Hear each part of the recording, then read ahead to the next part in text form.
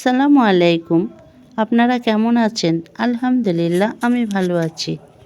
Rosella ফুল বা চা এটি অত্যন্ত উপকারী ও জনপ্রিয় হার্বাল পানীয়ের উৎস। রোজেলা বিভিন্ন ধরনের ফুল হয়ে থাকে। এতে যেমন সুন্দর তেমনি উপকারিতা অনেক বেশি। এটি হিবিস্কাস বা জবা ফুলের একটি জাত। এর ক্যালিক্স ফুলের বাইরের লাল অংশ শুকিয়ে বা টাটকা অবস্থায় চা, জুস, জ্যাম ইত্যাদি তৈরি করে ব্যবহার করা হয়।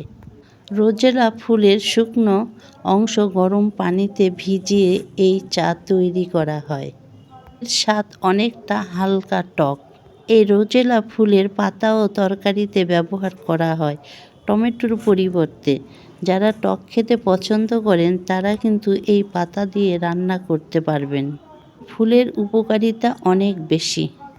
প্রাকৃতিক অ্যান্টিঅক্সিডেন্ট থাকে যা উচ্চ রক্তচাপ কমিয়ে আনতে সাহায্য করে। এটি রক্তের কোলেস্টেরল কমাতে সাহায্য করে। রোজেলা লিভারের ক্ষতিকর টনিক দূর করতে সাহায্য করে।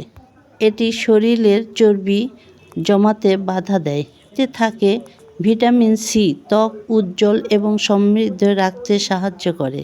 এতে প্রাকৃতিক ভিটামিন ও মিনারেল রয়েছে যা ইমিউন সিস্টেমকে শক্তিশালী করে। রোজেলা চা অতিরিক্ত পান করা যাবে না, এতে রক্তের চাপ কমে যেতে পারে।